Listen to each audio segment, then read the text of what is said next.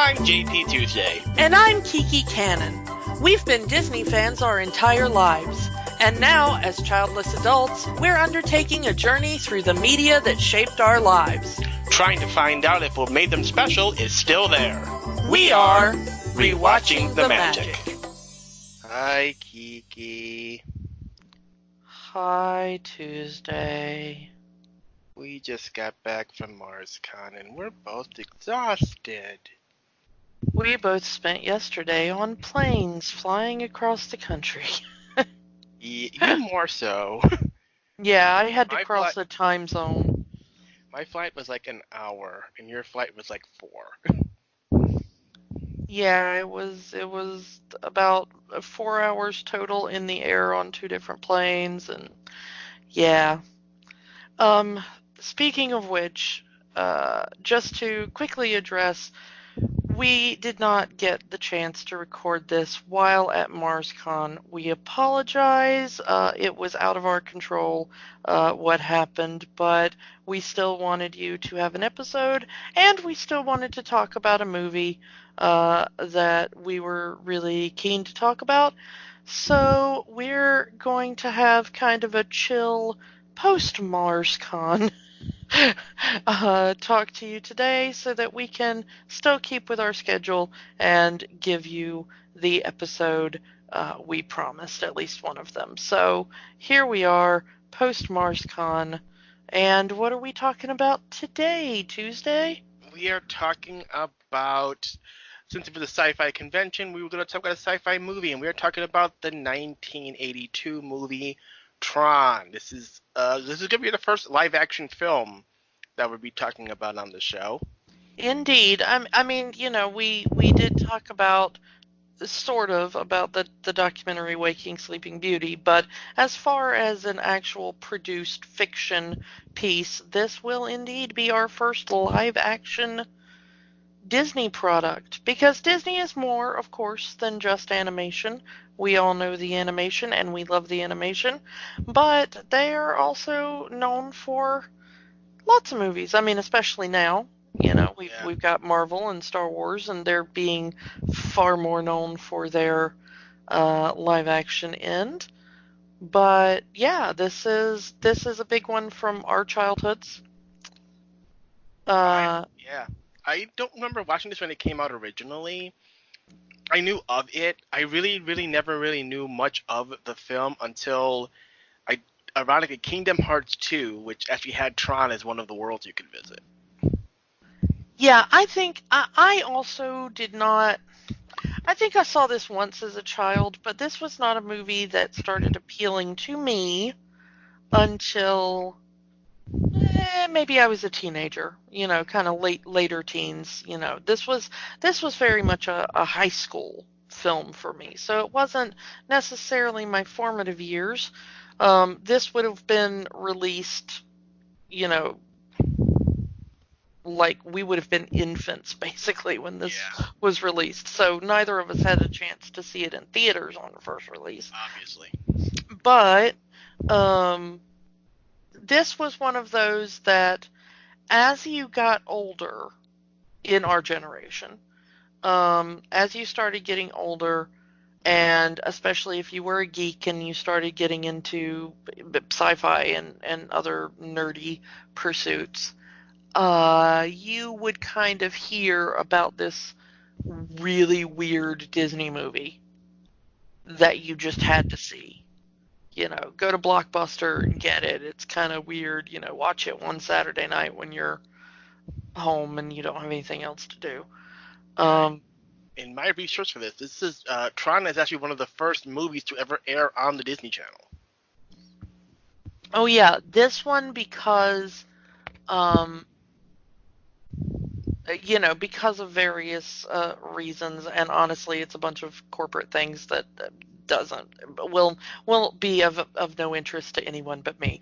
But this became one of those that, because it wasn't a big profit maker, it was really cheap to just kind of keep popping in at weird time to fill up space. And so not only the Disney Channel, but a lot of other channels would do this, as kind of late night programming and stuff. I would see Tron uh, on channels when I was flipping around at 1 or 2 a.m. Tron would be the movie some channel would be playing. Yeah. So let's talk about some of the background and how and this is a project that goes back into the late 70s. Yeah. Tron, if you've never seen it, and honestly, if you haven't, maybe pause it and go watch it. It's worth a look. But Tron was the first Disney film to ask, what if video games had feelings? The Pixar method. It is the Pixar method. It's very much in the what if insert inanimate object had feelings. Of course, now we're used to things like Wreck-It Ralph and all that kind of stuff. But Tron should have cameoed in Wreck-It Ralph. I was incredibly mad there wasn't like a bunch of Tron stuff in Wreck-It Ralph. I think there's a little. If memory serves, there is at least one Tron reference in the Wreck-It Ralph movies, but it's not as big a part as I would have hoped, because this really was Disney's first attempt at doing a world like that. What if video games and assorted other computer programs were sentient to some degree, had lives of their own, had their own world and interest and stuff. So let's talk about where they got the idea from. Mm-hmm. So we've got Steven Lesberger, who came up with this idea for this movie. Developed in the 70s, did a pretty much the movie itself is sort of based on Pong, and there's an entire scene where you've seen, this is Pong the movie. And they came up with this idea and made like a little animation version of it to kind of sell it to Disney, and Disney bought it and they ran with it.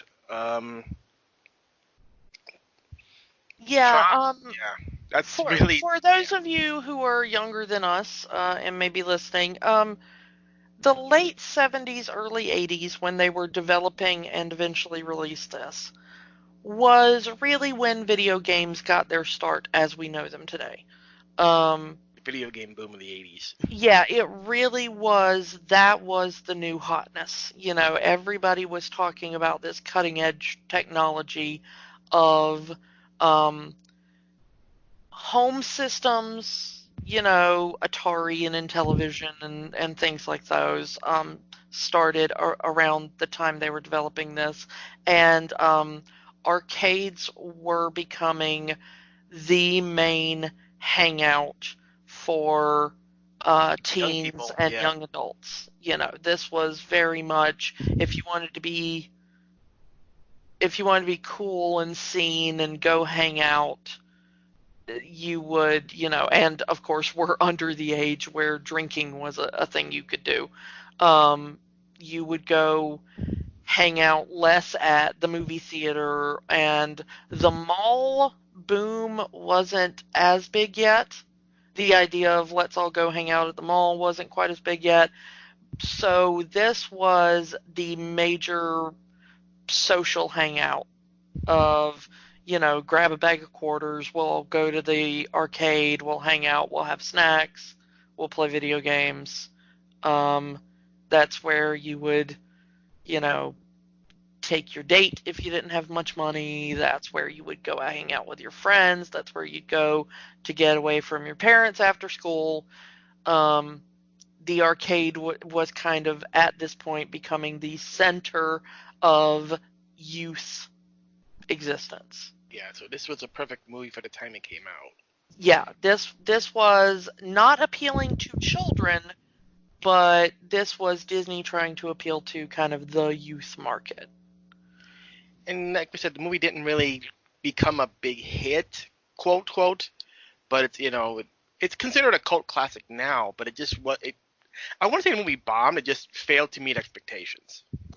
Yeah, it wasn't exactly like everyone hated it, but we will get into this when we talk a little bit about plot, but I'm not sure this was a movie that everybody got. It is a very niche movie. And I think that a lot of people didn't get it at the time. I think we get it now more because our generation, more than any other generation before us, certainly not any generation after us, but the kind of, Gen X millennial kind of Early crowd. half of early Yeah. millennial, older millennial, the like us, the But almost 40 millennials. but also younger Gen X. There's some overlaps. Yeah, Generations aren't really a thing set in stone. yeah, But um, that kind of, if you were a kid at some point during the mid to late 70s through, early early 80s. 90s, I Yeah, would say, um, we grew up with technology in a way that was unknown in human history. And so now people are more used to computers, more used to computer terminology, more used to computer technology, what some of these things mean, what they do, what the importance of them is. And I think that that's one of the reasons it's probably more comprehensible now as a film than it was to the audience, especially the adult audience in 1982. yeah. So, is that all we can talk about the production stuff side of it? I guess Well, there was a lot of early CG in here. I mean, early. I mean, you can tell there's like this is not mature yet CG. there's a lot of backlit animation as well, which is a different method than hand-drawn animation that we talked about before. Um, it, you know, this is not my area of expertise, but it mainly involves, taking a clear animation cell and kind of painting on it and shining light through it. And this is all kinds of stuff. You can look it up if you want, if that's your thing. Um, I don't want to get too technical because also I'm not um a thing, but it is kind of somewhere in the bridge between like a hand drawn flip booky kind of animation like we're used to with the cartoon side and more toward the CGI side. And as you said, they did use some pure CGI in this. It was not originally, despite the subject matter, intended to be a um, a CGI movie. It was intended to be kind of live action with animation as well. Um, and then they were like, hey, what if we've got some of this new technology we used if there's ever a movie to use it on? Yeah. Um, there. So it's actually a combination of three things. It's a combination of the live action footage, and then the backlit animation, which was already a standing tool in the Disney catalog, and then also this new CGI uh, thing. So yeah, let's talk about plot. What the heck is this thing about? Honestly, I saw this movie and I still don't know what it's about. But let's. It is a very confusing movie if you're just looking at it at a glance. So Yeah. let's go through it. Computer programs are alive. They have their own thoughts, their own feelings, and for some reason they take on the appearance of their programmer. Go figure. But the main character here is Kevin Flynn, a game designer at a computer corporation called Encom. And all of his stuff is stolen from him. All the game ideas he had was stolen by the CEO of the company, Ed Dillinger, who makes a lot of money off of it and kind of fires him for it. So the main point is he's trying to hack into Encom systems to prove that he wrote all the video games that Encom has been releasing and get proper credit, which is not a bad thing. I mean, if you made something, you want proper credit. Since he's already a computer programmer, he's going to hack into the system and try to find out. Meanwhile, the Encom has a new master control program controlling all of the computers in the company, who has gained sentience and is trying to rule the world. Told you it was a weird movie. Meanwhile, also, there's a third thing Income is developing. Oh yeah, the laser, the this digitizing laser that can take real world matter, digitize it, essentially send it over the internet to somewhere else. Keep in mind the internet wasn't really a thing yet, but I mean there's a joke there where where one of the characters says, to digitize them and send them to Hawaii. Yeah. That would save on airfare. Oh, yeah. Absolutely. I mean, that's teleportation right there. Encom developed teleportation. Yeah, it's quite weird. So, uh, yeah, so basically the plot of the movie is Flynn and some of his coworkers trying to prove that their CEO is really a hack and not a computing genius who has stolen all of his technology and used it to rise up from a lowly programmer to the CEO of the company, and also uh, run an end run around this master control program who they don't yet realize is sentient and hoping to take over the world.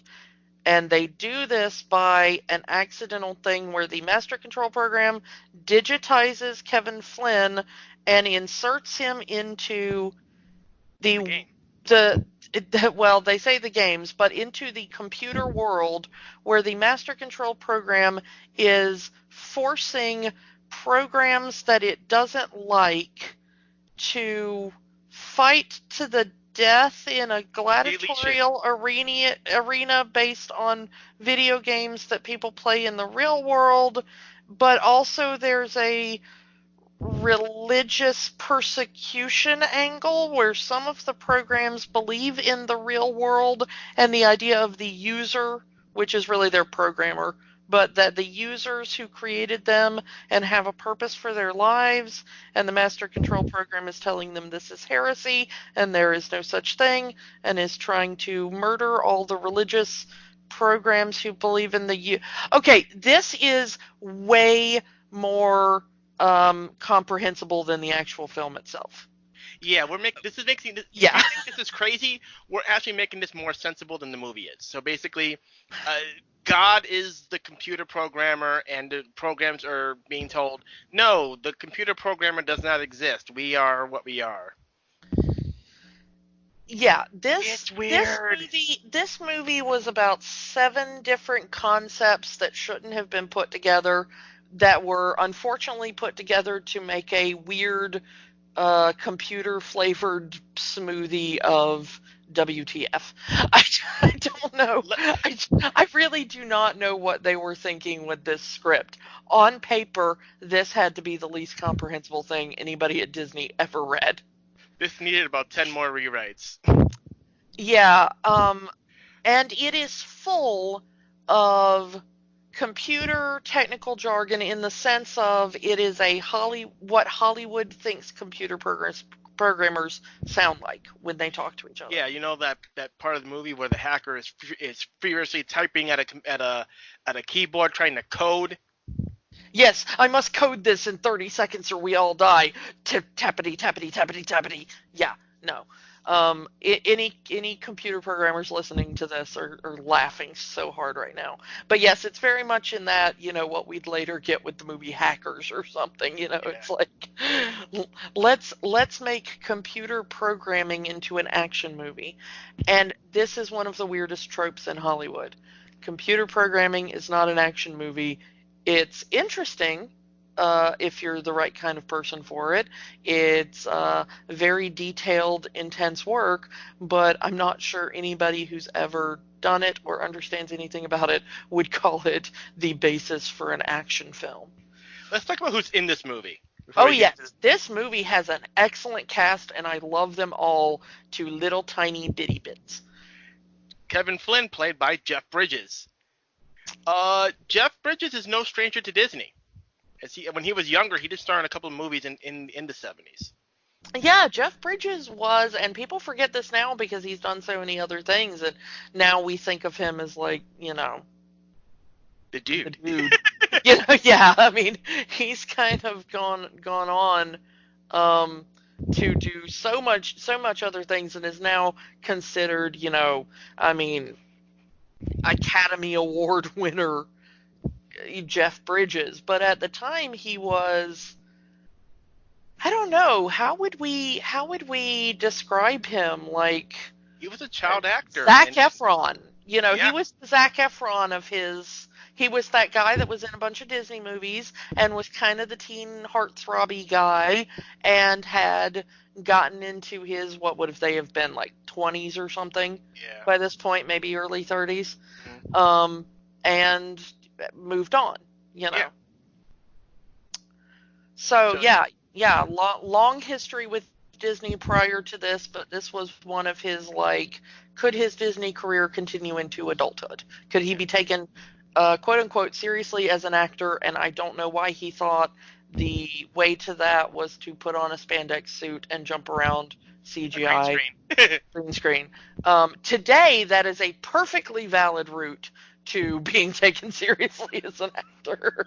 Say that now. Oh yeah, However, he puts on a suit and jumps around a green screen. Like, how is that different from movies that are made today? Anyway.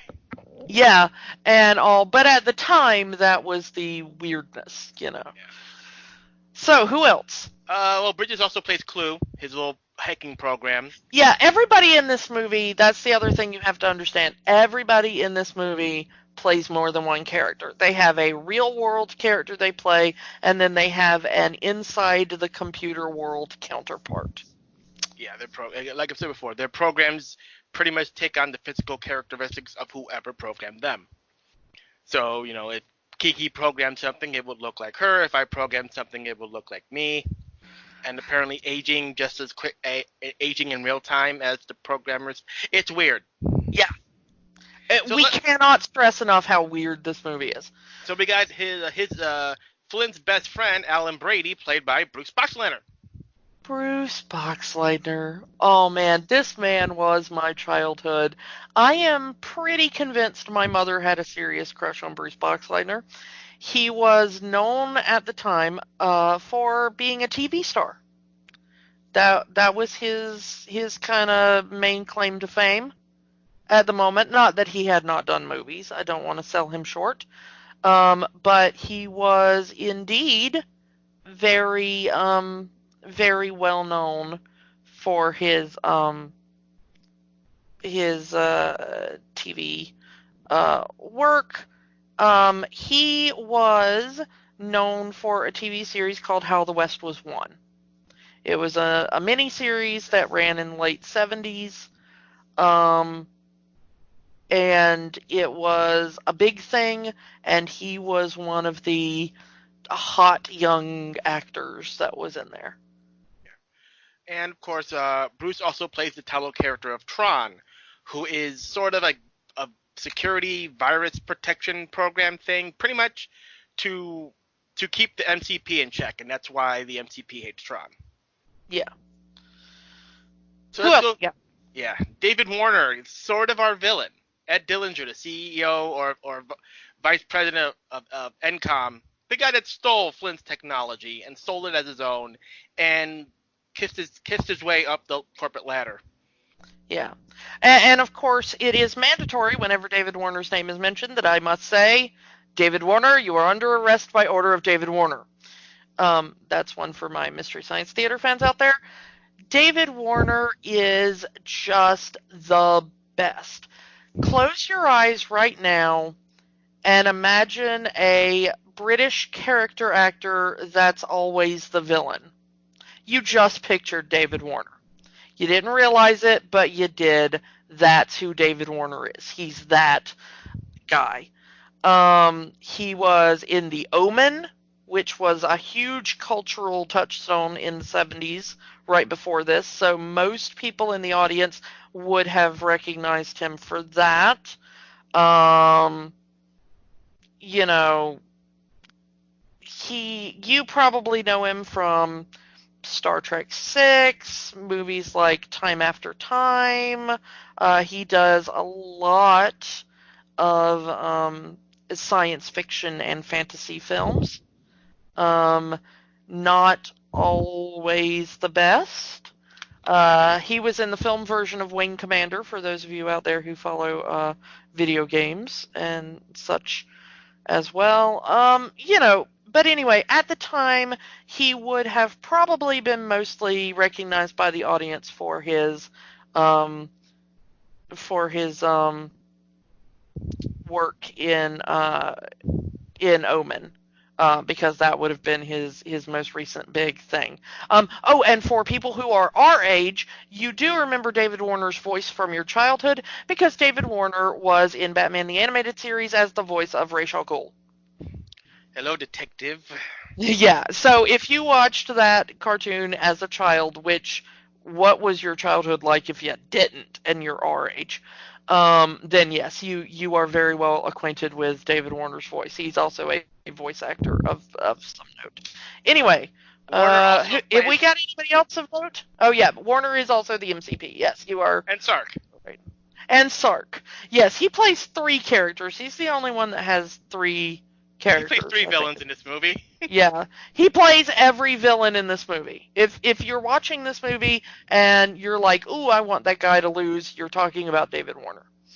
All right, so Cindy Morgan plays Laura Baines, Bradley's co-worker. Alan's co-worker, girlfriend, fiance, whatever. It's also said that she and Flynn used to date when Flynn worked at the same company. So she used to date mingling Flynn. is forbidden. Yeah, she used to date Flynn, and now she dates Alan. She also worked with another character, Dr. Walter Gibbs, on the laser experiment. Yeah, that is the part of the company she's in. She's not necessarily a computer programmer so much as she is a laser expert. They don't really talk about what her job is. She just works on the laser. She also plays the program Yori, so she programs something. Well, here's the thing: is that I'm not sure that the user and the programmer are necessarily a one-to-one relationship there. Some things that talk about Tron say that Yori was actually programmed in kind of concert with other people. Some people say that Laura did it herself. Yeah, I don't know. Anyway, but there are things. So yeah. What else was Cindy Morgan in? Yeah, we needed. Cindy Morgan is one of those that, like, not really a household name, but you do remember her if you are a fan of Caddyshack. That's probably the other big thing you know her from.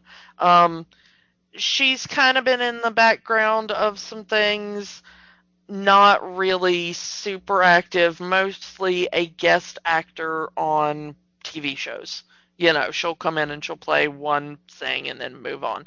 But she was in Caddyshack. That would have been what actors would have recognized. I mean, what audiences would have recognized her from, because Caddyshack had been done just before Tron.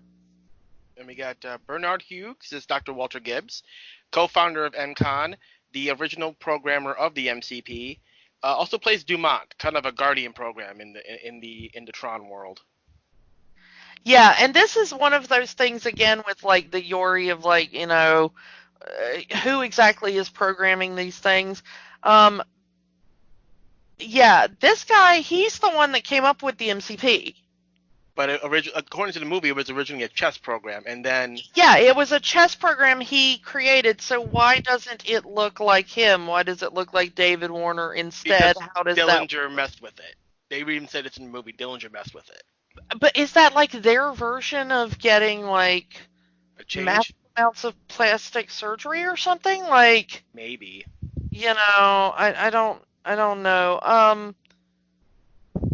Yeah, so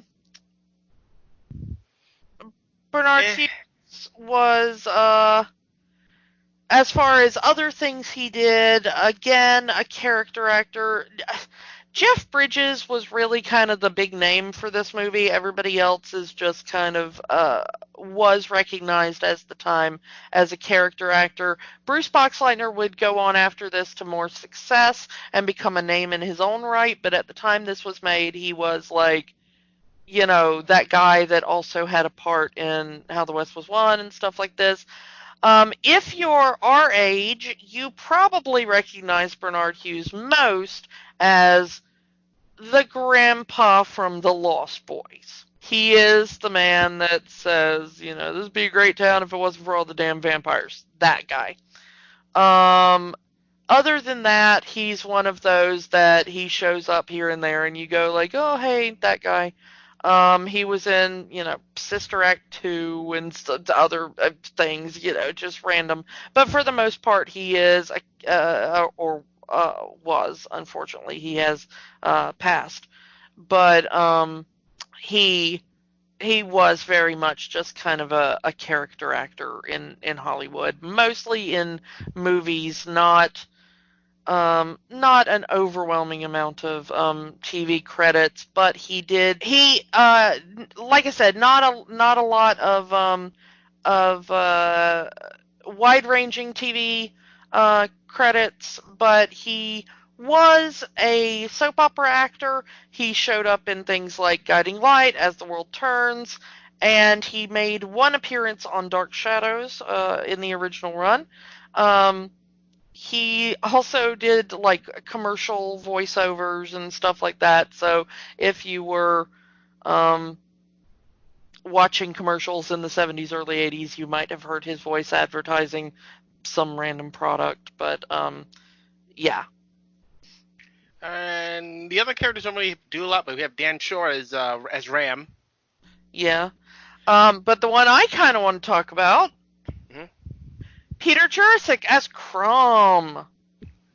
You sci-fi fans out there will absolutely realize that there is already a connection with Peter Jurasik and Bruce Boxleitner. Bruce Boxleitner later went on to portray the captain in Babylon 5, John Sheridan. He showed up in season 2 and maintained the rest of the series. And Peter Jurasik was also a main character on Babylon 5. He was Londo Mollari.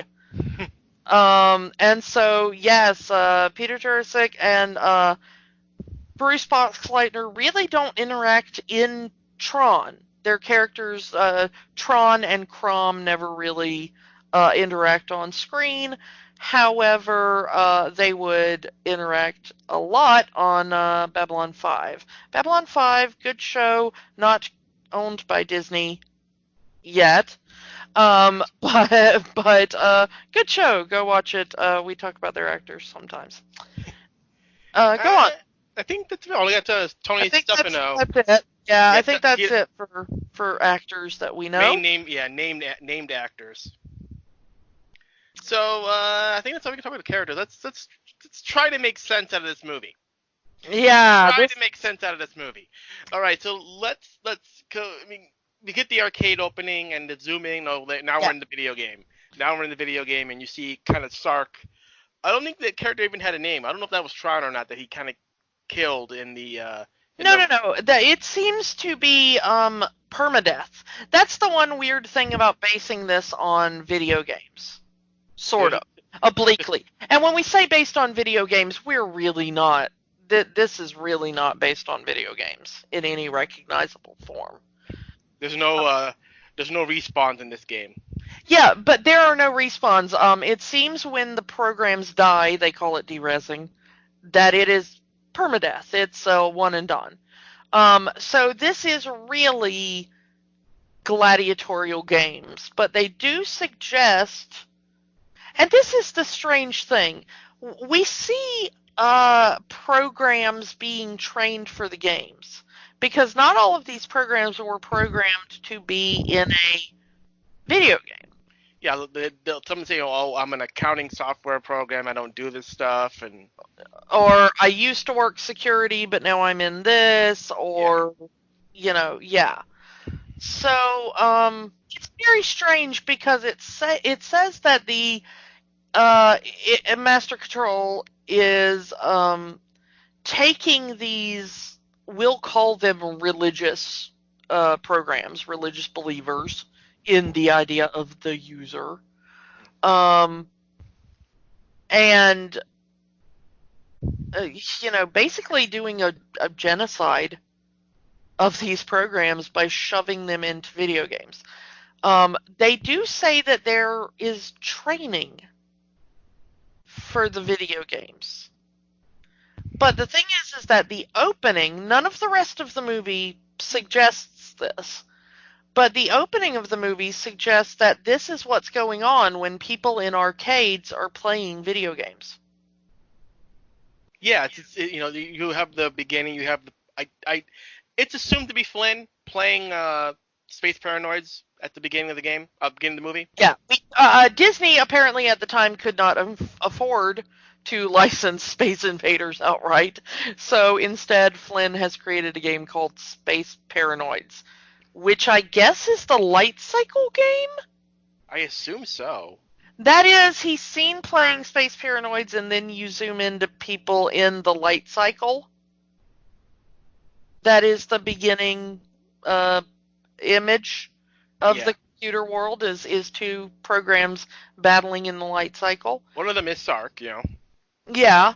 But it is suggested that there is a human controlling at least one of these characters. Yes, and Sark is the computer player versus the program, which is now the human player. And the human player always loses. This is conjecture on our part. I mean, seriously, it is suggested within the movie, but none of this is very clear. You do see the human player kind of go like, "Aw," He lost, But the thing is that why are these programs being trained for games if it's a random human that controls whether they win or lose? How does the MCP know that this is a death sentence? Because he is sending programs into the games in order to kill them. Just get rid of them.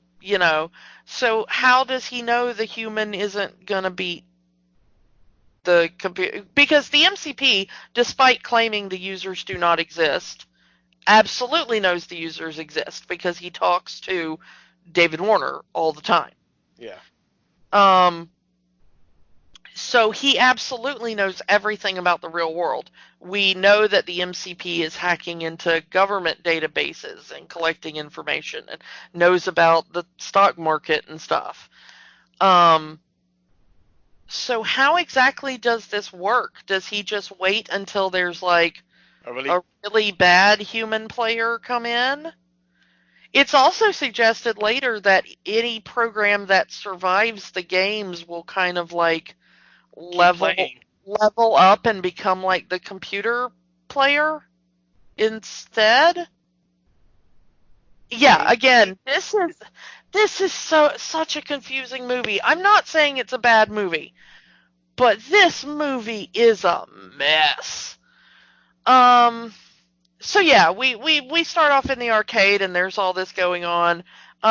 Basically, the short version of it is that Flynn used to work at Incom as a programmer. He developed mainly video games. David Warner stole all his video games and fired Flynn from the company to cover his tracks. Flynn now owns an arcade playing the MCOM video games. Filled with the video games he created but got no credit for and is barely making ends meet. And this is our first view of Flynn's arcade. And let's skip ahead a bit here to Flynn actually trying to hack into the database of NCOM. But he sends his little program Clue in, and it doesn't really go well for Clue because the MCP. We assume that Clue looks like Flynn, but do we see Clue? I mean, Clue is credited as being Jeff Bridges. He does the voice. We Yeah. hear Clue as a voice because he says things like, "Hey Clue, are you ready to do this?" "Yes, I am ready." Yeah, I mean, it looks But like Jeff Bridges to me. I mean, I'm actually playing the movie on mute in the background here just to remind myself, just so I can get the thing right. So yeah, it is Jeff Bridges as Clue. A role. yeah, The but this is what I always wondered. We have Clue, who looks like Jeff Bridges and was programmed by Jeff Bridges' character. Okay, so we got Clue, who looks like Flynn, and then we have Flynn get digitized into the computer system. Does he take over the place of Clue? well, Clue is derezzed. He is the MCP's agents kill him. There, yep. I just got to that part of the movie where he crashes and he dead. Oh yeah, in all of my viewings of this movie, I don't think I ever understood that Clue had been killed.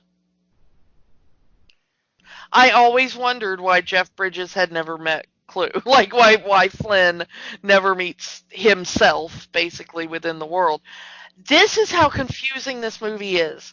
I cannot tell you how many times I've seen this movie, and yet every time I watch it, I'm like, wait, what? Yeah, this is a weird. This is a movie that really doesn't make a lot of sense. Yeah, and the plot is basically non-existent. We're trying to kind of talk a little bit about the plot, but really we can't do our normal shtick here that we've been doing because this is not wow. Yeah, this is kind of an incomprehensible movie for the most part. There is a basic plot. It takes us an hour to get to that plot. Oh man, the first 30 minutes of this movie are just, hey, do you want to go hack Incom? Yeah, let's go hack Incom. There, I've summed up the first 30 minutes of the movie for you. You know what? Yeah, you know what? Let's fast forward here. Let's fast forward 30 minutes into this movie because honestly, I mean, yeah, this movie does not start until we get Flynn's digitization. So here's the short of everything that's happened up until this point.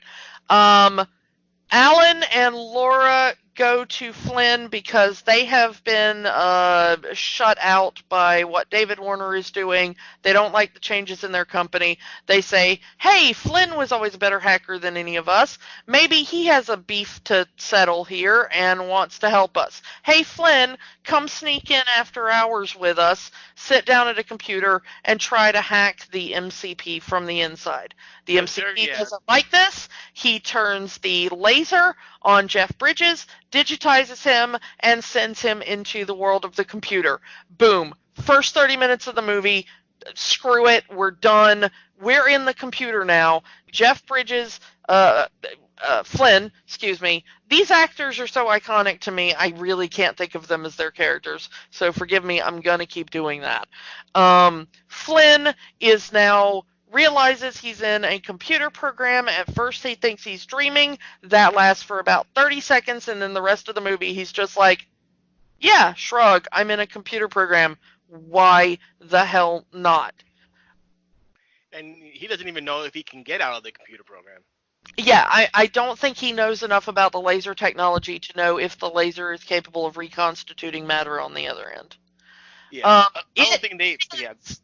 It is a constant annoyance to me every time I watch this movie about how Flynn, once again, very dude-like. I think Jeff Bridges was also always intended to play the dude because he just kind of gets there and he's like, it's a dream that thinks it's not a dream. Like, he gets very philosophical about it. That line is so bizarre.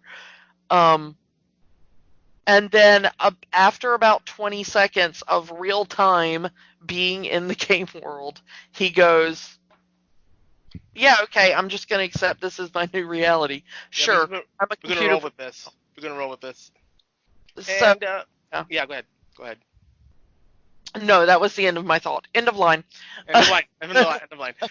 So yeah, and we find let's kind of jump around here because we have the MCP, and Sark is kind of questioning the MCP at various points in the movie, and it's like MTP, his retaliation is to cut Stark's power, and it's apparently very painful for Stark. Or I'm saying Stark, wrong character. Yeah, no, I kept seeing that too when they would say Sark, I'd hear Stark. So yeah, Stark. So it's implied that it's an unwilling servitude to the MTP, but he's still kind of a d-bag otherwise, probably because he was programmed by Dillinger. Yeah, yeah, the power is the other thing that isn't really explained. I think it's the idea of like this is a power flow, like we're redirecting the actual like electricity flow away from you. But at one point, um, uh, Tron and Ram, excuse me, and Flynn find like a river that they call like power. And so I don't know if that's like the visualization of the actual Electricity flow or what. I don't know. Once again, I'm not entirely sure. I'm not entirely sure this movie was written by somebody that had a full grasp of how computers work. Yeah, sort of idea of what this movie, what computers work, and Yeah, you know what, this isn't gonna. I would have called it like processing power or something maybe, but they kind of it makes it seem more like it's electricity. I don't know. This movie, man, makes no sense. it's Anyway, fun to watch. It's a great fun ride, but if you try to explain it to another person, you will have the exact same problem we're having, I feel. so yeah, Flynn is in the games now, and they explain the whole data disk thing. That every program gets a data disk that kind of serves as a weapon, also serves as their memories. And by data disk, we mean frisbee. Yeah. They literally just painted a frisbee and put it on people's backs. I also do not understand what the data disk is. Is that supposed to be like what houses their code? If so, why would you throw it at other people and risk losing it? I don't. It's such a weird concept. Frisbees. Frisbees. Yeah. Your brain, this is your brain on frisbee. And yeah, Tron. We haven't even gotten to Tron yet. The character of Tron. Oh wow. We haven't even gotten there yet. But so yeah, they Sark says you're gonna be trained for the games, and if you lose, you die, and if you win, you keep going, and pretty much it's the whole reason Flynn's there is to keep playing games until he's dead. That is the MCP's plan for him. Keep playing the games. And the MCP, fortunately, this is one of the few things in the movie that they state outright. The MCP keeps telling Sark, keep putting him in the games until he dies. There. That's like the most coherent thing in the movie. Yeah, and they just delete. They turn into energy, they delete. And then we finally get to Tron, and he's like the best gamer in there, and he's always the winner, but Tron is supposed to be the security protocol to keep the MCP in check. And he also may be the Pope. Yeah. The religion aspect of this is very strange. So the point of Tron is that his data disk has some kind of code on it that will either destroy the MCP or reduce its power or reduce it to its original programming. It's never really understood. I don't understand it. It'll stop the MCP. Tron's frisbee is super important. That's all you need to know. Yes. Okay, so yeah, we are introduced to Tron in the real world where Alan says, I've created a security program, I call it Tron, and it's trying to defeat the MCP. Yeah. That is how we are introduced to Tron, and then we see him later for the first time in the computer world, when Flynn meets him. So yeah, he's already been captured by the MCP and put in the games, also to keep playing until he dies, because if Tron dies, then there's nothing to stop the MCP from ruling But the world. apparently Alan is incredibly good coder because Tron is the bomb at the games. Yeah. Um, but we are introduced to Tron with the line, "That is Tron, he fights for the users." I fight for the users. Um, Well, if he's a security protection program, he kind of does. That's his designation right there. but the thing is that all the other security programs would theoretically do that as well. True. That would just be like, why? So at that point, why would you not just say that's Tron? He's a security program. But there is always sort of hinted to be something special about Tron as he is seen by the other programs. Well, the best I can explain it, he was created outside of the NCOM system, so he's technically not part of the NCOM system, so he can't be controlled by the MCP. So that's why he's special.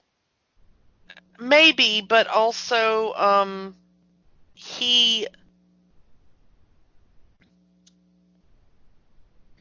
does seem to have some kind of a AI kind of rapport, like a Alexa or Siri or something. Tron, play Despacito. Yeah.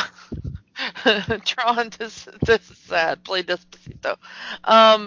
But he does seem to have that sort of relationship with Alan, in much the same way that Clue has that relationship with Flynn, and the MCP has that relationship with Dillinger. But it is also kind of seems to be the thing that not every user and program have that relationship. So is this meaning that these three are an evolved early form of artificial intelligence? Maybe. They do have a line in there that says, "One day all computers will be thinking for us," or something. Yeah, that's it. That is one of the lines there. So it was always my theory that I've never really gotten confirmed, because the movie does not answer any of your questions. Let me tell you that right now. That the idea was that these three guys were at the forefront of artificial intelligence. Yeah, I can go with that. So after killing off Mr. Jurassic by Tron here, by Flynn. Yeah, Crom is a very short-lived program. He is absolutely... Well, the thing is that we see him going into the games earlier and kind of learning what's going on. Yeah, Crom learns, and again, he's the first one we see that, I'm a banker program. I'm not doing, I'm not used to this. And Crom ends up being Flynn's first opponent in the games, in a game of Pong. Is that supposed to be Pong? They're playing tennis. It's Pong. Okay. I always thought it was weird because there's like circles and you keep losing platform to stand on, which is not a part of Pong in my memory. I mean, it's been a hot minute since I played Pong, let's face it. But it's enough Pong that they don't have to pay royalties. Oh yeah, royalty-free Pong. Of course it's royalty-free Pong. So yeah, Flynn is, we see Flynn, he like refuses to kill or de-res or whatever. Like he obviously wins the game, but kind of he's ordered to de-res Crom, and he refuses to do it because he's not a murderer, because he's supposed to be the hero of this movie. Now, because of course this game didn't exist at the time, but I really wanted somebody to scream, "Finish him!" But, yeah, I mean, this is very much based on the idea of a gladiator. Yeah. They even have the Sark kind of standing over them as the emperor, giving the turned thumb to say, like, no, end him, Flynn is essentially playing on passive mode. Yeah. So, but they kill Crom anyway because, hey, you win, he has to die, and he kind of sent him down there. But which actually invokes Flynn, Tron, and Ram to set up their escape using the light cycles. Yeah, I'm not sure how this works. I'm not sure how any of this works, but Is the light this cycle is now a 4-player game because there was like 4 bikers on it? Nah, this game doesn't explain it. actually wasn't it a 5-player game because there are, well, I mean, there are 3 programs. Which, here's the thing, is if there is a human controlling them, as suggested in the first scene of the movie, how are they able to do their escape? True. I mean, for real, it's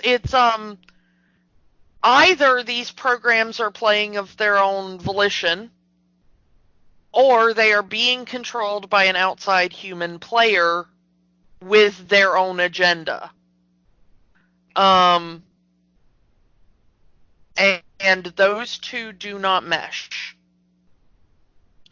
You know, that some random kid playing Space Paranoids is going to be like, for some reason I just feel like crashing through a wall and driving out of the game entirely.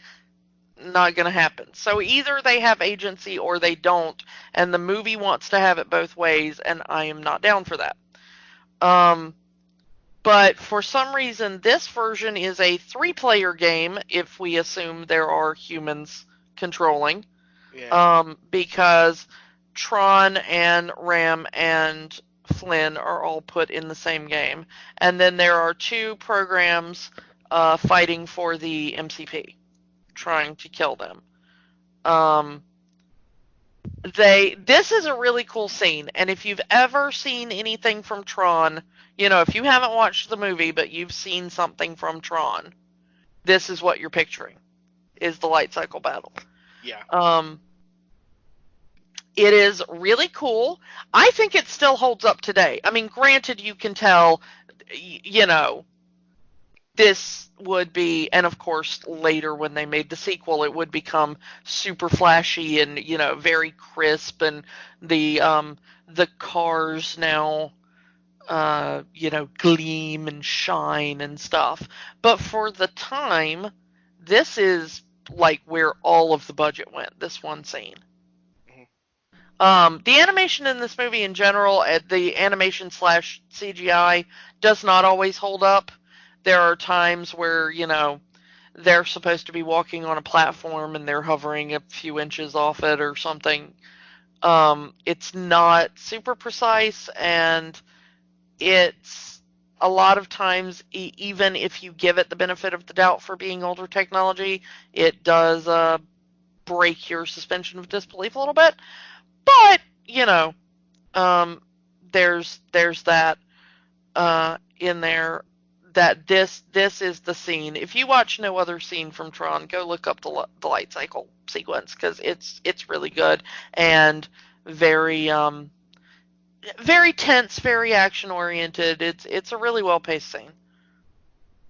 So eventually they do escape. You know, they get chased by tanks and stuff, and they find the like we said before, the pool of battery acid. I don't know, electricity to give them Yeah, to energy programming power. I don't, you know. And they find a spring and they drink from it a bunch. Yeah. I also, all credit to Ram, who realizes he can use his data disk as a cup. And the fact that the other 2 are still slurping from the, you know, there's Flynn shoving his face into the water and lapping it up like a cat, and Tron is using his hands to kind of scoop little bits of water out. But I'm like, Ram knows where the good stuff is. Y'all are idiots. Why are you not following his example?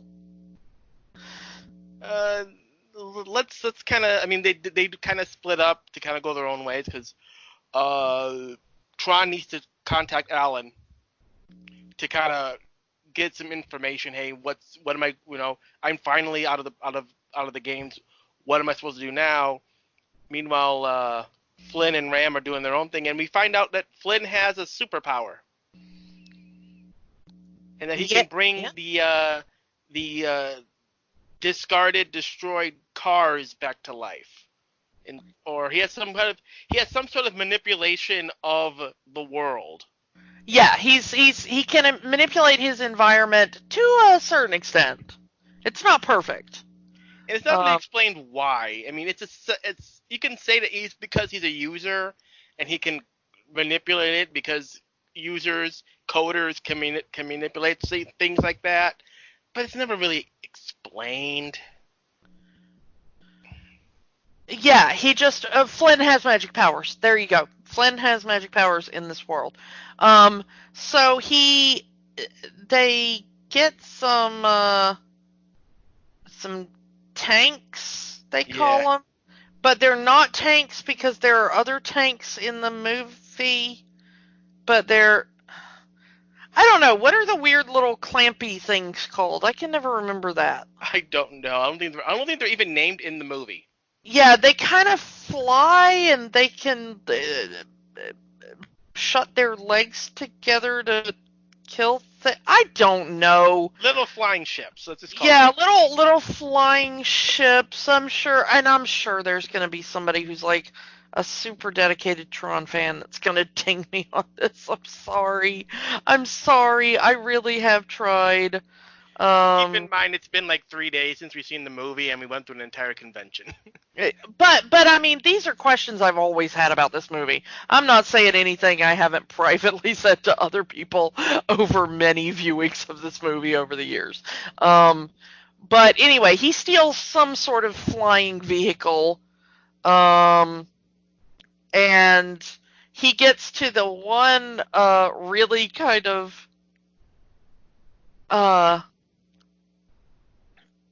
a kind of interesting bit of this movie to me, at least when I was like, oh, that's an interesting concept. I think that's cute that they included that, is the idea of the bit.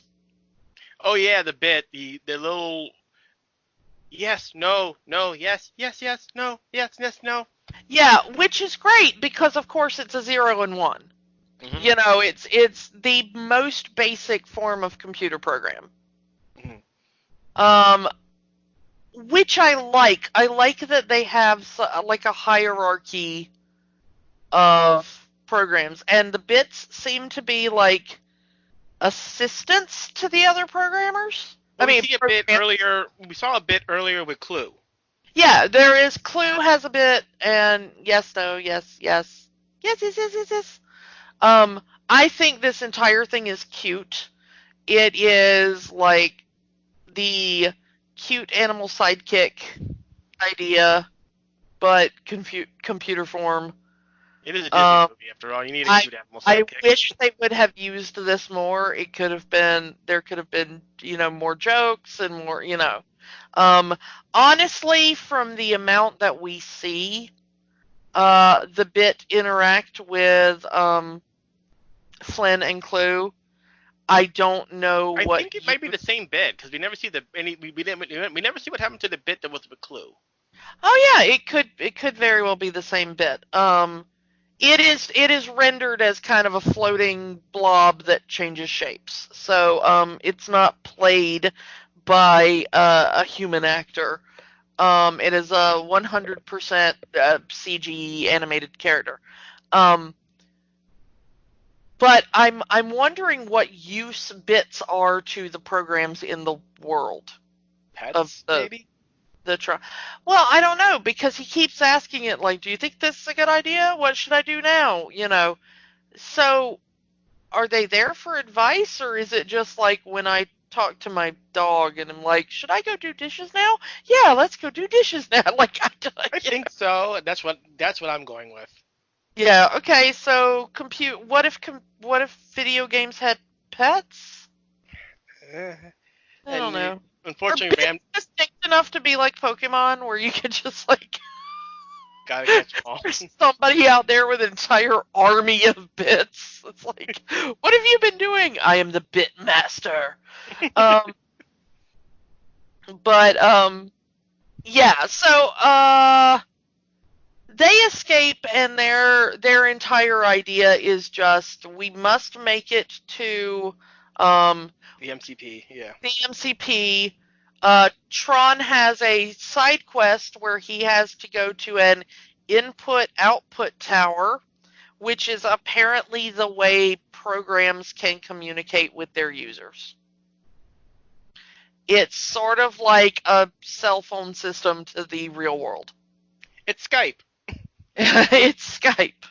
Oh my God, we're using the. Are we real or are we programmed? Program Kiki, what is your function? I have no idea. You're a linguistics program. I would be a linguistics program. I'm some form of Google Translate. I am very bad at my job, and you shouldn't trust me. So it's not a perfect translation. It's not a perfect translation. So you're Babelfish. Well, no. I mean, Google. If you are at least bilingual and type things into Google Translate, you will understand how bad Google Translate is. Anyway, so at this point, Ram's dead. Yeah, Ram ends up dying in the escape. Flynn is able to kind of bring him back a little bit, give him like a little extra juice or something, but Ram ends up dying. Rezzing. That is so disturbing. I love how, there's no program funerals or anything, because it's just like... There's no body, it's just deletion. Self-cleaning corpse, it just goes away. So let's kind of fast forward as Tron gets Yori to join the team, as it were. Yeah, I'm not entirely sure what Yori's function is. She's some sort of input-output program, so I guess she's the, well, this is before graphic user interfaces really existed. They're only seen typing in, DOS or something. But yeah, she appears to be the conduit that Laura uses to communicate instructions to the laser. That appears to be her function. And it looks like Tron and Lori have a relationship much like the two programmers in the real world do. And this is creepy, and I don't know how it works. If these programs believe themselves to be living beings, wouldn't they also have love and friendships and whatnot? No. I mean, we assume because we personify everything as humans. It's one of our greatest strengths and a bit of a weakness. But, yeah, I mean, I don't know why Tron and this, tell the laser to turn on program would have ever interacted, much less interacted long enough to form a friendship or relationship. This is the only relationship between programs we really see that is not like, oh, hey, what's your name over there? Sucks you're gonna die in the games. Hope I'm not forced to fight you to the death. Do you believe in the users?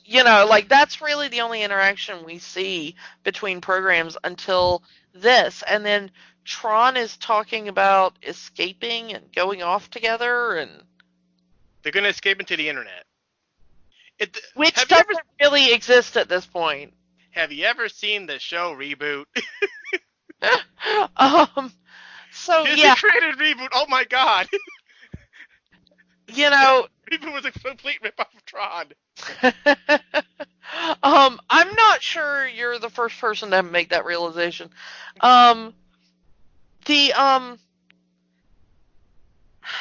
The thing is, the idea of this world of computer programs, where computer programs are sentient and have their own thoughts and feelings, sort of shaped by, but not completely dictated by humans, is a good concept. We know this because it has been done billions of times since then.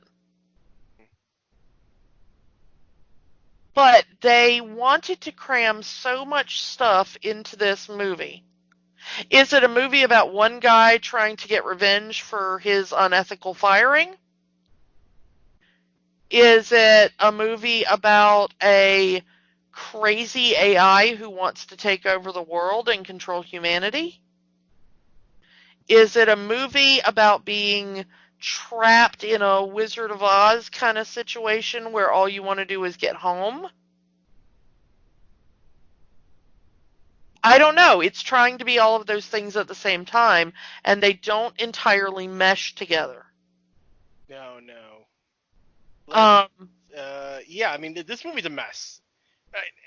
And this is the thing is that there are parts of this movie that are really good. There are parts of the movie that if if they had just expanded on one or two of the 10 storylines of this movie, you could have had a cohesive movie. But they decided that we're going to use them all at once. yeah. I think this movie would have been better had Flynn been like a janitor in Incom who accidentally got sucked into this world in which he somehow gets swept up in a rebellion against a evil computer program. Because the MCP is also a stand-in for like a fascist authoritarian genocidal government, which is also doesn't want to be a revolution against the government movie. Is the other thing it's trying to be. I don't know. I think it would have been better if Flynn was just a random nobody who accidentally got sucked into this, and then they end up using him because they discover that as a human who would theoretically be able to use a computer, he has these powers that can control a computer. Maybe. Because it would have sucked the plot down to one very definitive goal. Yeah. Because in the frame of the movie, Flynn's goal is to find the hidden files that prove that his work was stolen. Tron, and by extension, I guess, Alan, his goal is to shut down the MCP, and I don't know why. I don't know why Alan really wants to shut down the MCP. Because his access got too much. His access got revoked, and he wants his access back. But the thing is I'm not sure that he knows it was the MCP that's controlling things. Because everybody thinks it's Dillinger controlling things, right? Yeah. Everybody thinks he's the CEO, and they don't realize that he's in this weird abusive relationship with his own computer program. I don't know what the blackmail situation necessarily is at the start, but it's kind of hinted that he's been using the I will expose you as a fraud who stole Flynn's ideas if you don't help me. Yeah, and I mean, even at one point it's implied that Alan knows that the MCP is doing something, that their computer, I mean, their company was running smoothly before they activated the MCP, and now that it has, the company's kind of gone to hell. Yeah, and again, a lot of this is hinted at or referenced sort of in one line, and yes, I'm not saying this movie does not answer all of it, but they could have cut a lot of this stuff out. They could have cut a lot of this stuff out, but also they could have explained things more. Some things in a movie you can leave to an inference from a passing line of dialogue. Yeah. You know, it is suggested in Raiders of the Lost Ark that Marion feels like Indiana Jones took advantage of her when she was young, because he said that you knew what you were getting into, and she says, I was a child or something. They never explain, was she a literal child? I don't think that's the way necessarily we're going to have to take that line, although there are some behind-the-scenes ideas that maybe she was supposed to be like 14 13 or something when they were together. I'm glad that got cut out of the movie. I do not want to think of Indiana Jones in that light. But, you can leave stuff in there that, like, he was older than her, she was younger, she felt like he may have taken advantage of that age difference. Because it's not exactly central to the plot of the movie. Mm-hmm. It just shows that they have a previous relationship and that it did not end well. That is the sort of thing you can leave to a passing line of dialogue and inference from the audience. Yeah. Why we are trying to shut down the MCP, which is the entire point of the movie, is left a little too vague for me in this. You can infer several different things from passing lines here or there. I'm not saying they entirely ignored it. But, here we are two people who do a podcast about movies. We are people who watch reviews of movies and look into the history of movies just for fun. That's why we do the podcast. And I am a person who has an advanced degree in literary criticism and media criticism and understanding these things. And it is still not as obvious as it should be to us. Yeah, I mean, what hope does the average moviegoer looking for like 2 hours of random entertainment have of following this? This movie is like a homework project. Yeah, and he's like, maybe. I mean, I know that. I don't know. Maybe I've always heard that you have to be on some sort of drug to understand this movie. As someone like yourself who has on various prescriptions for health reasons, you can't even figure this out. I don't think. Yeah. I've never attempted to watch this movie in a chemically altered state that was not prescribed by my doctor under normal conditions. I don't know if that would help. I am not suggesting anybody find out necessarily, but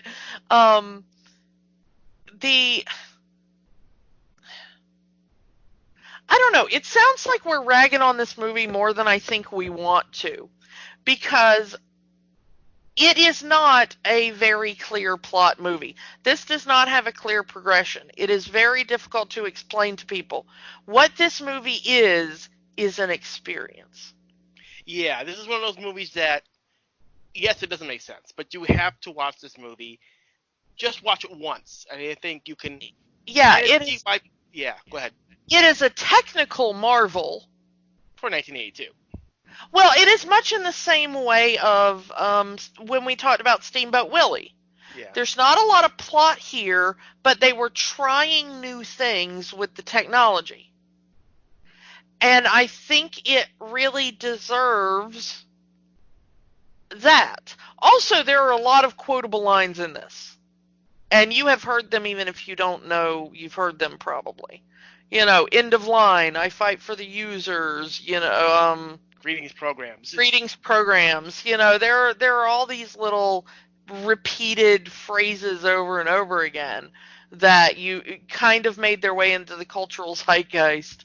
I mean, the idea of the suits, the iconic, bizarrely skin-tight spandex, now we do them with, LEDs embedded in the suits. Cosplayers and stuff will embed LEDs in the suits to make the kind of glowing lines. That was, I do believe, backlit animation that they did that to enhance the suits, to make them kind of glow a little bit.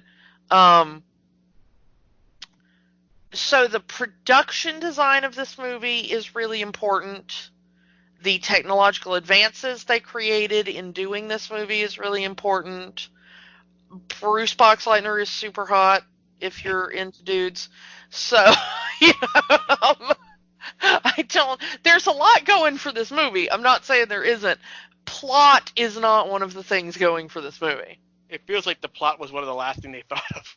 Yeah, and it feels like the screenwriter had a vision in mind that he did not know how to portray to or get across to other people. Got it over his head, you think? Yeah, and of course this is the idea of the story, the screenplay, and the direction are all by Steven Lisberger.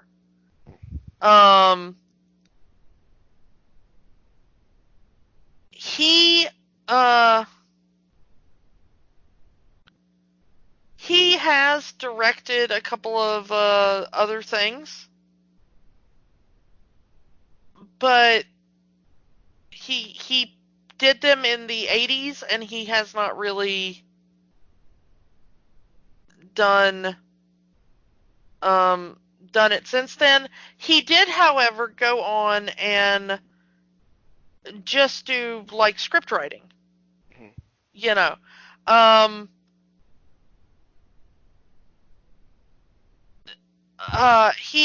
he does have a career after this, but this is by far kind of the most famous thing he did, and it's kind of interesting that the thing we're ragging on most for this movie is the thing he seems least competent at. Yeah, I feel bad ragging on the guy for it, Like, but, he even as a writer, he doesn't have a lot of credits. I mean, just I'm looking at his IMDb page right now, and he's not a very prolific guy. And most of them are various forms of Tron that he's been credited on because he created the characters and the idea.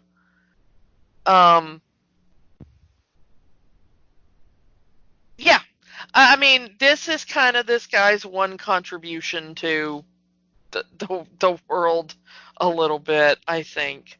So, yeah, let's kind of skip ahead here. When they're on the ship sailing towards the MCP, Tron and Flynn have reunited. Yori's there, and there's this big kerfuffle with Sark's ship, and it looks like Tron dies, but then he comes back, and it's never explained how he survived. He just shows up. This is one of those few things that I think I have figured it out over the years. Mm-hmm. Is that there is a collision between the two ships. Mm-hmm.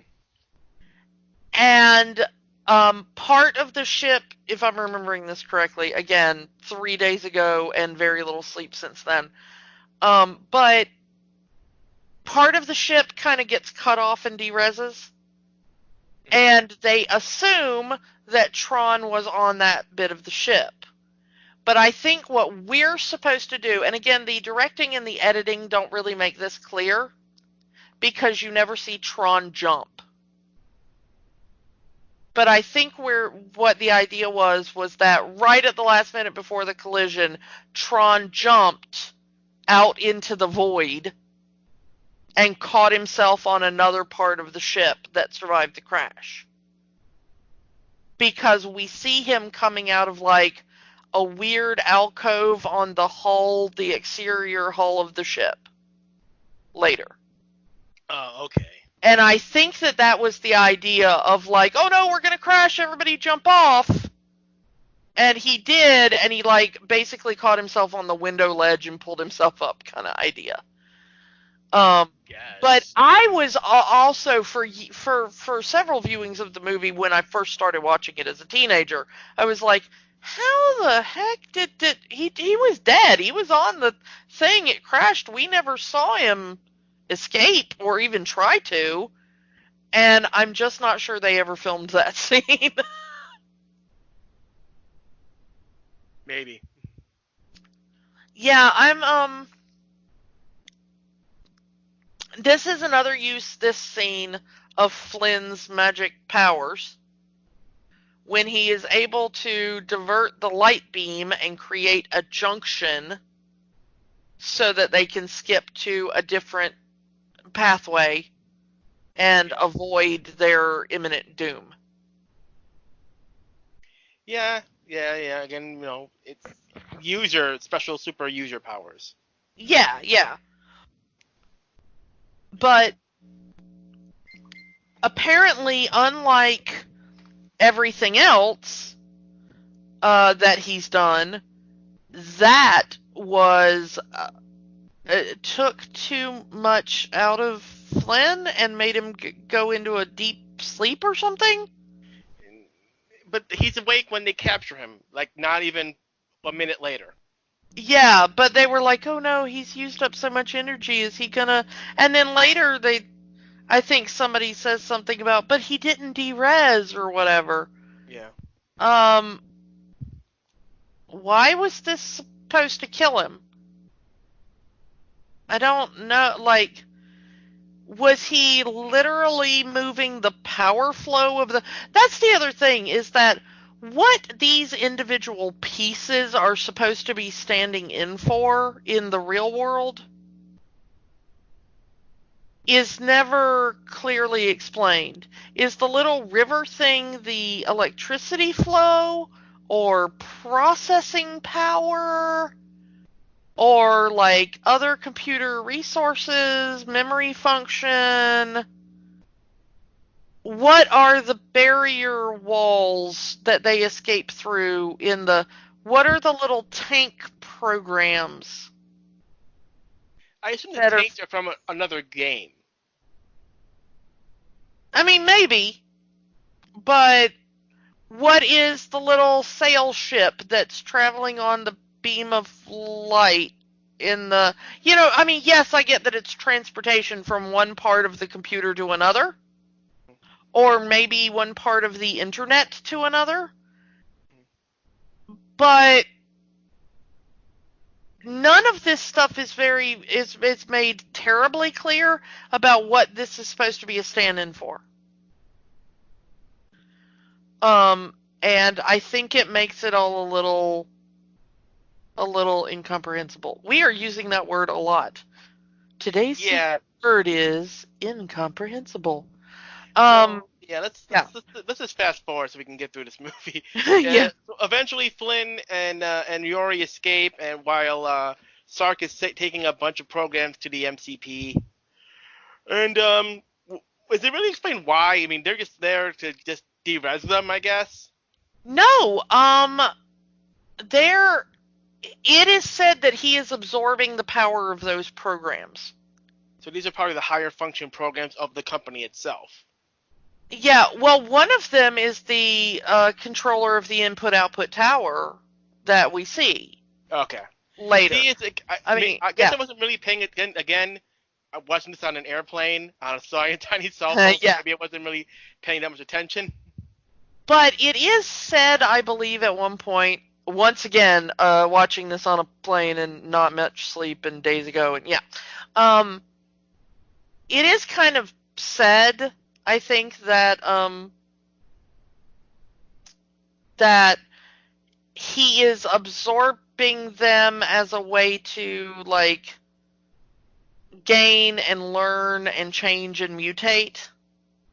To take over the world.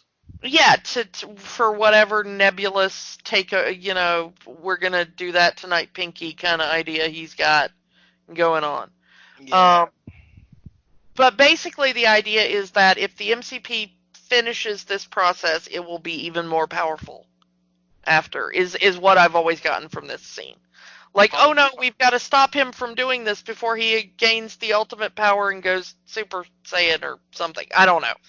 Yeah, let's kind of speed ahead here with Tron returning and the big battle between him and Sark, where they play frisbee and Tron and Pong. Yeah, it's a frisbee pong, but outside the game grid. But I don't know. It's a fight. They have a fight, and it's weird and goofy, and you should watch it.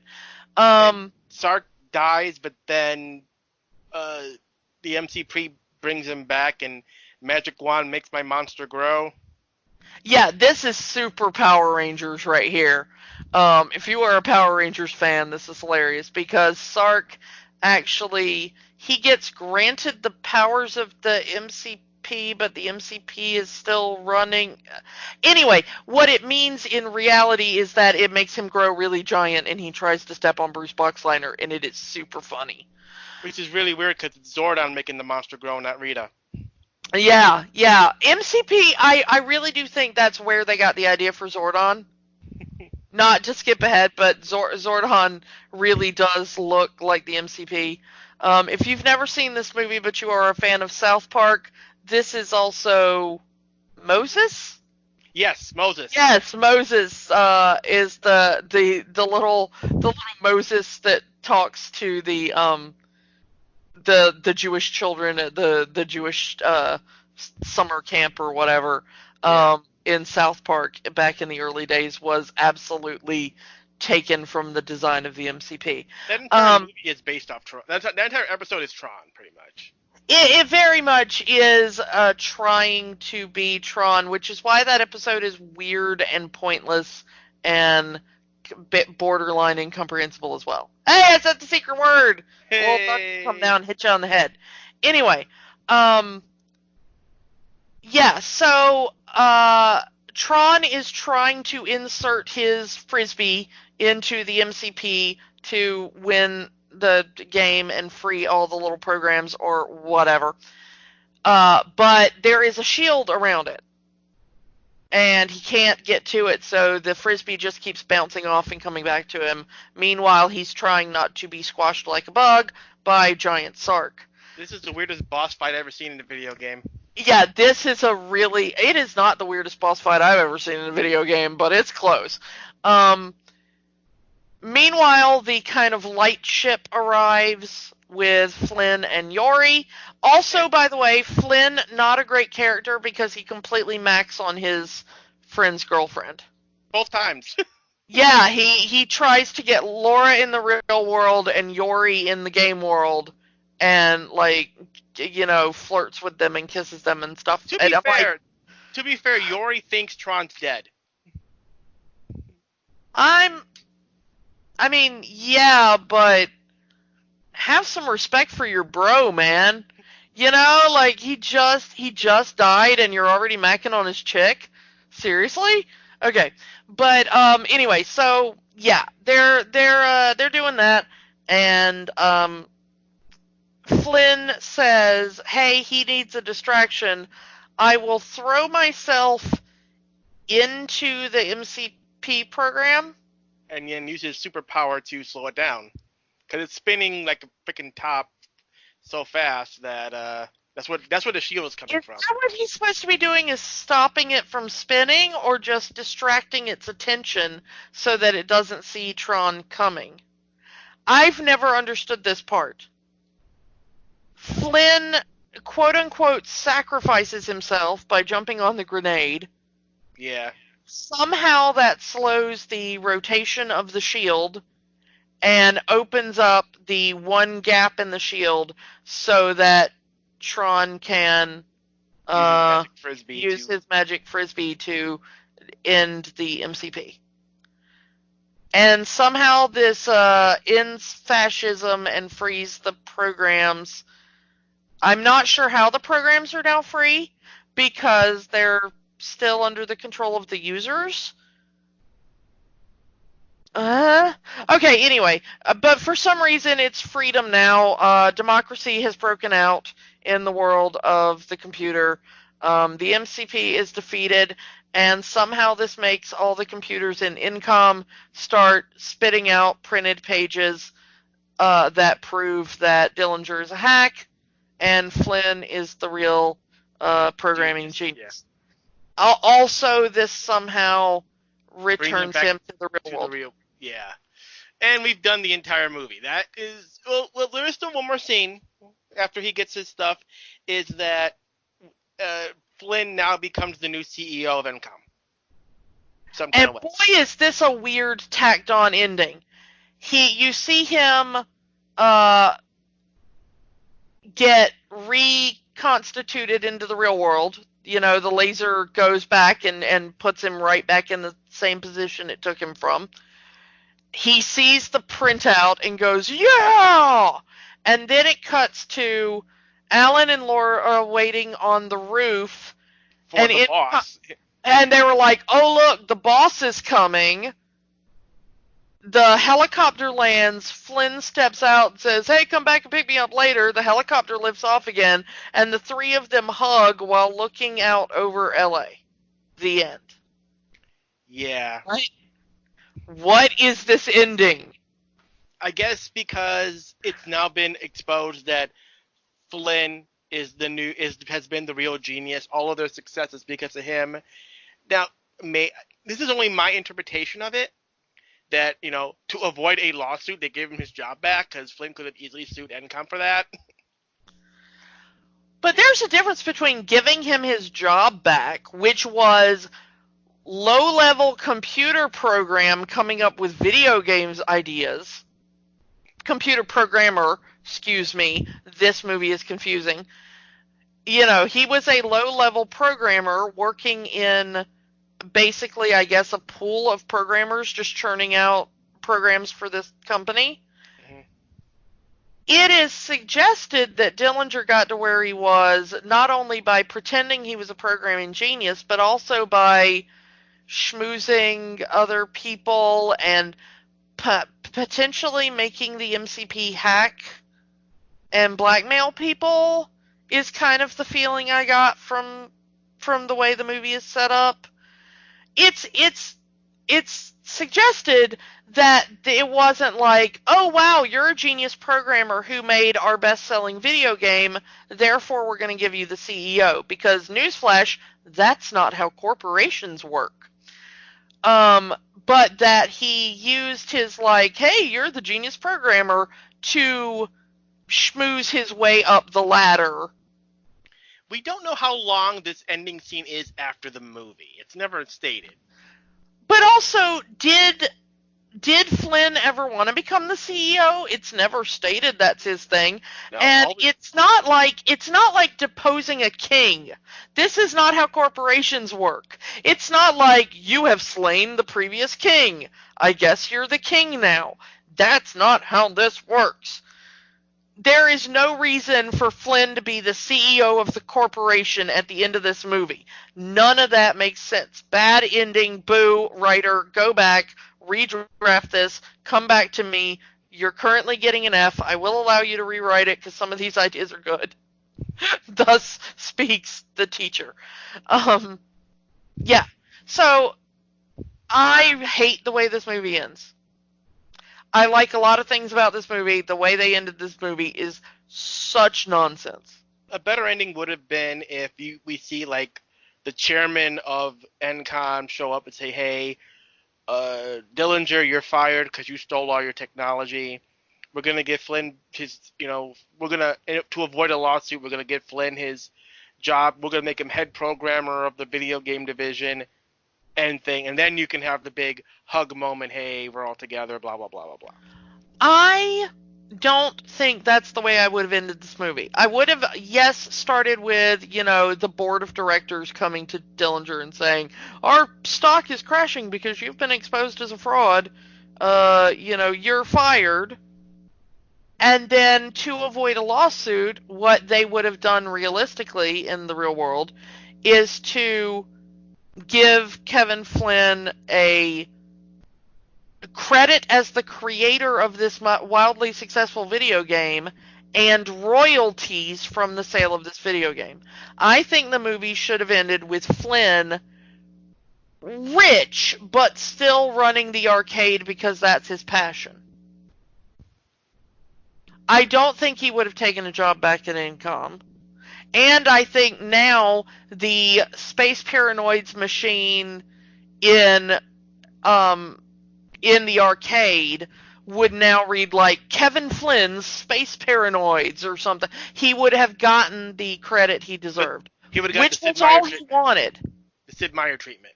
Yeah, Sid Meier's, Space Paranoids. That's exactly what it needs. He needed to be the video game celebrity. That's how that movie should have ended. Because Flynn's idea was never to get his job back at Incom. It was always just, I want people to know I created this video game. This is a very popular video game. I want my piece of the pie. I want my credit. And that's what he should have been rewarded with, not CEO of a corporation he doesn't care about. Yeah, and then that's the movie. Really, Yeah. We couldn't do this movie in our normal format because it would have made even less sense than we made it out to be. I don't know, but that's Tron. Let's say this: does Tron still hold up? Yes, because it wasn't really. You always kind of knew what you got with this movie. You weren't coming to it for plot. You were coming to it for it's a fun ride. There's a lot of weirdness in it. It's a good riff tracks movie. We both talked privately about how we love the riff tracks. Oh yeah, for this movie. For this rewatch, this is the first time in several years that I've seen this movie without the riff tracks backing dialogue with it. I missed Disembadio with this movie. I was waiting for Disembadio to say something. Yeah. If you have seen this movie at least once and you really want a good experience, go to rifftracks.com and buy their riff of this movie. It is hilarious and it makes this so much better viewing. On its own, yes, everything is better with Riff Tracks. Riff Tracks is us approved, not like they need our our endorsement, but they have it. They don't need to pay us to tell them that they're good. Yeah. Although if they want to pay us, we will absolutely be officially sponsored by them. But this movie is something you watch for the experience because it's a cult classic, because it is a weird cultural moment from the early 80s that dealt with a thing that doesn't really exist anymore. Yeah, I would say, and for the special effects, it's to watch the special effects of the time, I would categorize this as a turn your brain off movie. Because if you're thinking about this movie, it's not going to make sense. So if your brain's off, and maybe something to laugh at with your friends, I would say. Yeah, get some friends together, get a beer or whatever your thing of choice is, get some snacks, goof on it with some friends, quote it to each other. But this is not like a movie you will be pondering in any serious format for years to come. There's a reason it's a fun little entertainment popcorn film. Yeah, there's a reason this is the cult classic status, Yeah. And they did kind of get into the pop culture. I mean, if you're going to do a movie based in a video game, there was Tron video games out there. I am going to say that the funniest thing I can say about this movie, having all the things we just talked about it, is that this is the Academy Award winning motion picture Tron. Because 14 years after it was released, it received a special Academy Award for Technical Achievement. I can buy that. Where they were like, hey, this was one of the early forays into computer technology, CGI in film, merging CGI and live action. We use a lot of the techniques they created today still. We're going to recognize that as the Academy. Interestingly, at the time, it received an Academy Award nomination for Best Costume Design. It did not win. It also received a nomination for Best Sound. It did not win. I am kind of baffled at the costume design because the costumes in this are so weird. And it's basically, let's put people in spandex and shove a frisbee on their back, which I'm not entirely sure is Academy Award nomination material, but it may have been a slim year. I don't know. But yes, this is a moment in time that you need to go back and kind of try to appreciate for what it was at the time. I recommend it. If you have not seen it, go watch it. Sure, why not? I mean, it's Disney Plus. If you have Disney Plus, just turn it on, play it in the background if you're not really interested in it, and you'll probably have a better time. Yeah, if you're trying not to watch it for the purposes of explaining it via podcast, this is probably a much more fun movie. Yeah. So yeah, go watch it. There is some magic there. You know, and it's fun and it's goofy, and Bruce Boxleitner's hot. So All right, so